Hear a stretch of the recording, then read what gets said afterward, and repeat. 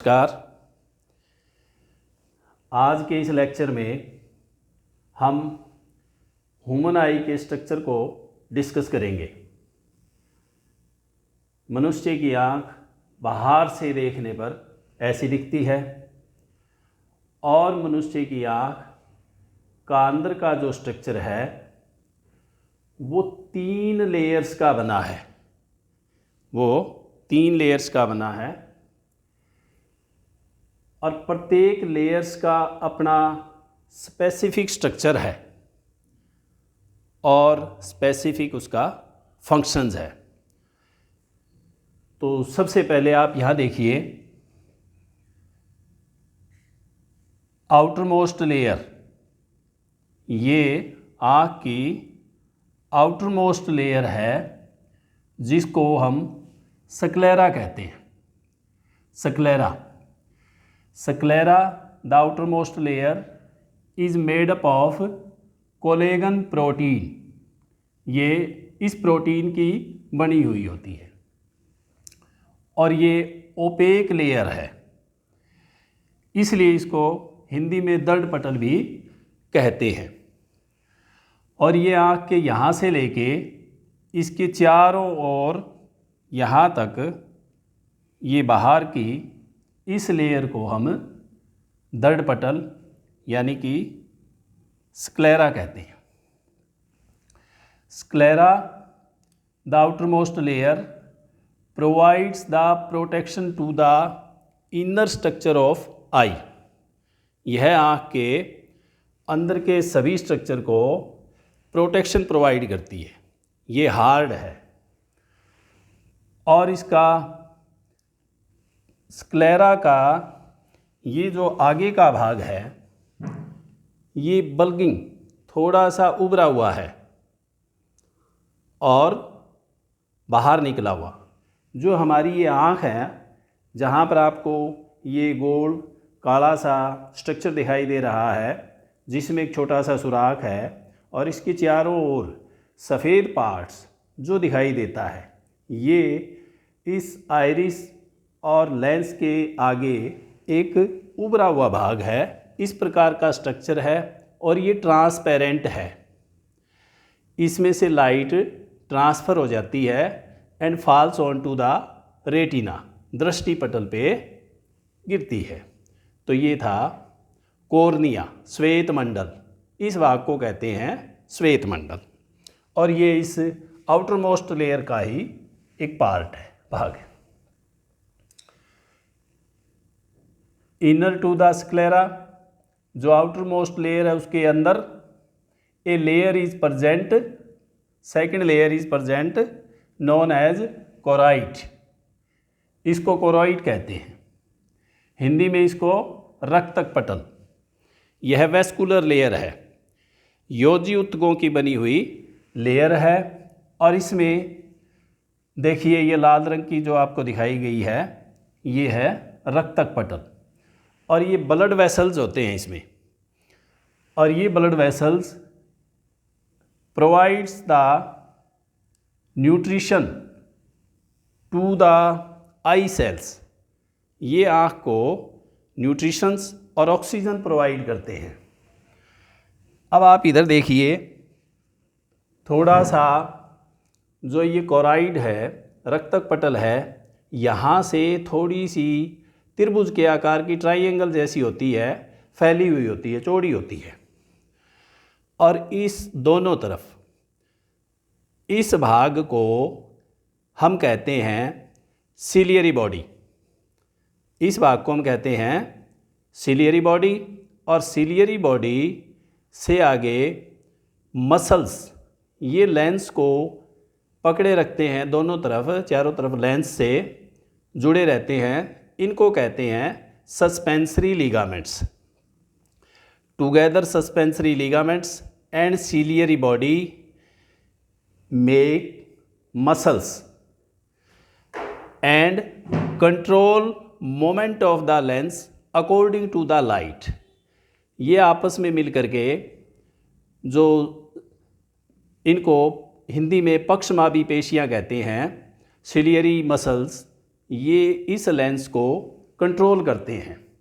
जब light lens में से गुजरती है, यदि दूर से लाइट आ रही है तो यह थोड़ा सा चपटा हो जाता है, और जब लाइट वस्तु नज़दीक हो, हम नज़दीक की वस्तुओं को देखते हैं तो ये थोड़ा सा ज़्यादा कन्वेक्स हो जाता है, और इस मोमेंट को कंट्रोल करता है ये ciliary body together with suspensory ligaments, पक्षमाभी पेशियाएँ, ये इनको कंट्रोल करती है लेंस की मोमेंट को।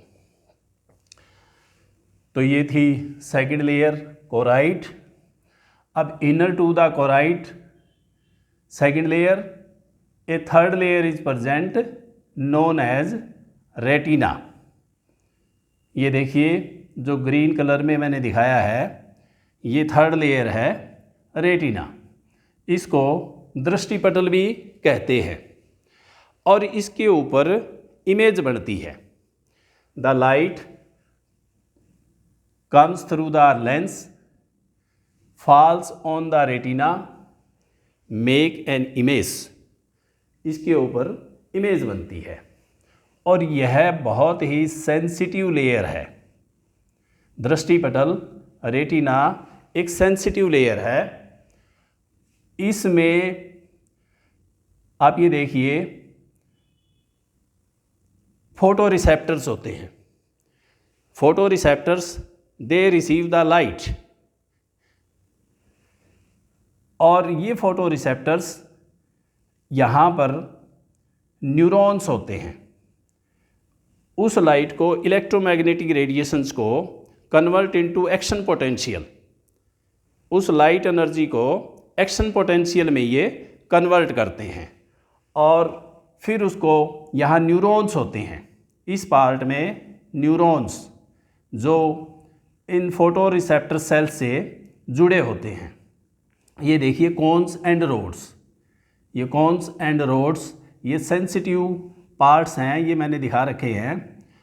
तो ये उस लाइट रेडिएशन को एक्शन पोटेंशियल में कन्वर्ट करके, और यहाँ neurons together make a nerve, आपस में एक नर्व बनाते हैं, जिसको हम कहते हैं optic nerve. Optic nerve send a message to the brain. हमारे ब्रेन में न्यूरॉन्स हैं जो इस कोन्स एंड रोड्स, जो दृष्टिपटल पे जो इमेज बनी, उल्टी इमेज बनती है, उस संदेश को, उन इम्पल्सिस को send to the brain through optic nerve. दृक् तंत्रिका, दृष्टि तंत्रिकाएँ भी इन्हें कहते हैं, जो आँख के पीछे से निकलती है और ब्रेन में जाके अटैच होती है, और इस इम्पल्सिस को ब्रेन फिर प्रोसेस करता है कि हमारे सामने जो वस्तु रखी गई है वो वस्तु क्या है, आइडेंटिफाई करता है, और हमें पहचान होती है। तो ये तो थी इसकी तीनों लेयर्स। अब हम आते हैं इस पार्ट्स में। अब आप देखिए, सबसे पहले उभरा हुआ भाग मैंने बताया था आपको, इसे श्वेत मंडल भी कहते हैं। कॉर्निया है ये ट्रांसपेरेंट है, through which light passes and fall on the retina. दृष्टिपटल पे वो लाइट इस लेंस से क्रॉस करके और यहाँ फोकस होती है। इसके बाद में हमारे आँख में आप देखोगे ब्लैक कलर के मसल्स हैं। ये ब्लैक भी होते हैं, किसी की आँख ब्लैक होती है, किसी की ग्रीन होती है, किसी की ब्राउन होती है, किसी की ब्लू होती है। ये पार्ट, आँख का ये पार्ट जो मैंने ग्रीन कलर में दिखाया है, इसको कहते हैं आइरिस। ये आइरिस है, और इसी की वजह से डिफरेंट कलर की आँख नज़र आती है, ब्लैक, ब्लू, ब्राउन और ग्रीन। इस प्रकार का आँखों का रंग इस परितारिका की वजह से, आइरिस की वजह से ये आपको नज़र आता है। तो ये आइरिस क्या काम करता है, आइरिस के अंदर आप देखोगे, दूसरे की आंख में झांक करके देखोगे तो एक आपको छोटा सा होल नज़र आएगा, हॉलो स्पेस, ये जहाँ से लाइट एंटर करती है, आँख में लाइट एंटर करती है, उस हॉलो स्पेस को कहते हैं प्यूपिल, पुतली। इस प्यूपिल में से, पुतली में से लाइट एंटर करती है और ये यहाँ डार्क स्ट्रक्चर होता है। ये देखिए, ये आँख का फ्रंट का मैंने डायग्राम बनाया है, इसमें आइरिस और ये प्यूपिल, ये ब्लैक कलर का होता है। इसको हम ब्लैक कर देते हैं। ये सारा आपको देखोगे, ये हॉलो स्पेस है जिसको प्यूपिल कहते हैं, ये ब्लैक कलर का है, ये प्यूपिल है, ये सारा का सारा ब्लैक कलर का। अब आप यहाँ देखिए, इसका फंक्शंस क्या है प्यूपिल और आइरिस का। जब हम अधिक प्रकाश में जाते हैं, जब लाइट रेडिएशन ज़्यादा होती है, तो उस वक्त ये जो परितारिका है, आइरिस है, ये फैल जाता है और जो हमारा प्यूपिल है, जो हॉलो स्पेस है, जो हॉल है, वो सिकुड़ करके छोटा हो जाता है ताकि कम लाइट हमारी आँख में एंटर करे, कम लाइट हमारे आँख में एंटर करे और रेटिना पे इमेज बने, हमारे दृष्टिपटल को, रेटिना को एक्सेस लाइट की वजह से कोई नुकसान ना हो। तो ये इस प्रकार सिकुड़ करके अधिक लाइट में, अधिक प्रकाश में हॉल छोटा हो जाता है। दूसरे केस में जब हम अंधेरे कमरे में जाते हैं जहाँ प्रकाश कम होता है, तो हमें इमेज को देखने के लिए, वस्तु की इमेज को बनाने के लिए, वस्तु को देखने के लिए ज़्यादा लाइट चाहिए। और वो ज़्यादा लाइट उस वक्त ये जो आइरिस है, परितारिका है, ये कॉन्ट्रैक्ट सिकुड़ करके, ये मसल्स हैं, ये इस प्यूपिल को, इस हॉल को चौड़ा कर देते हैं, इस हॉल को चौड़ा कर देते हैं ताकि ज़्यादा से ज़्यादा प्रकाश, ज़्यादा लाइट हमारी आँख में एंटर कर सके और फिर इस पोजीशन में ये हॉल चौड़ा हो जाता है। जब लाइट कम हो, प्रकाश कम हो, तब ये प्यूपिल, ये हॉलो स्पेस, ये चौड़ा हो जाता है। लाइट ज़्यादा हो तब ये लाइट को कंट्रोल करने के लिए इसका सुराख ये छोटा हो जाता है। तो ये तो था आइरिस और प्यूपिल, इसके बारे में, इसके स्ट्रक्चर के बारे में और इसके फंक्शन के बारे में। अब आता है लेंस, क्रिस्टलाइन लेंस।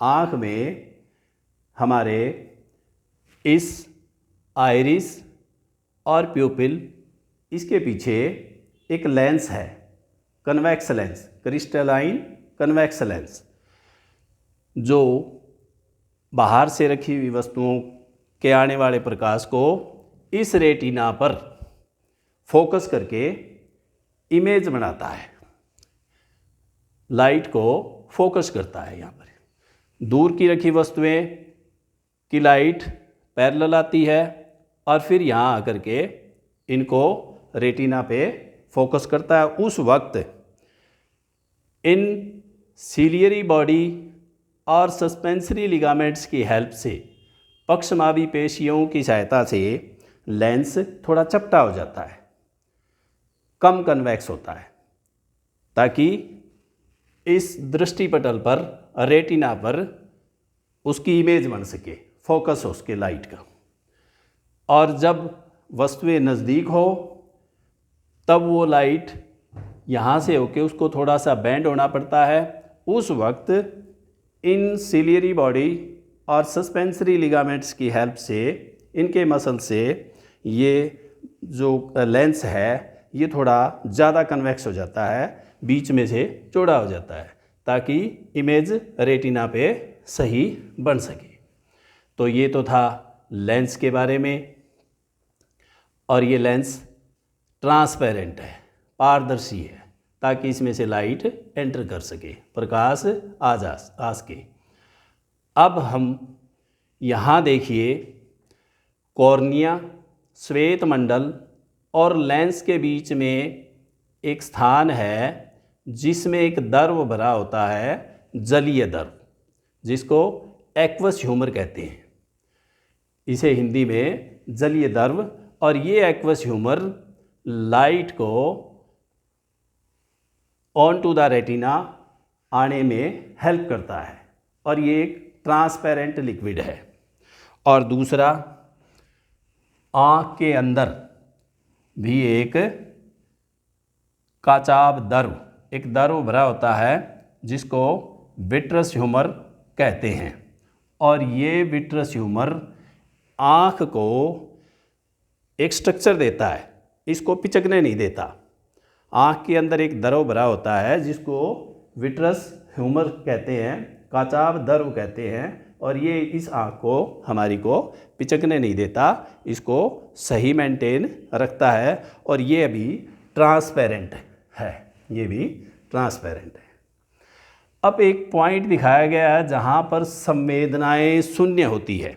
कोई संवेदना, लाइट जब रेटिना पर, दृष्टिपटल पे गिरती है तो इस पॉइंट पे कोई संवेदना नहीं होती। इसको ब्लाइंड स्पॉट कहते हैं, अंधबिंदु इसे कहते हैं। ये है ब्लाइंड स्पॉट।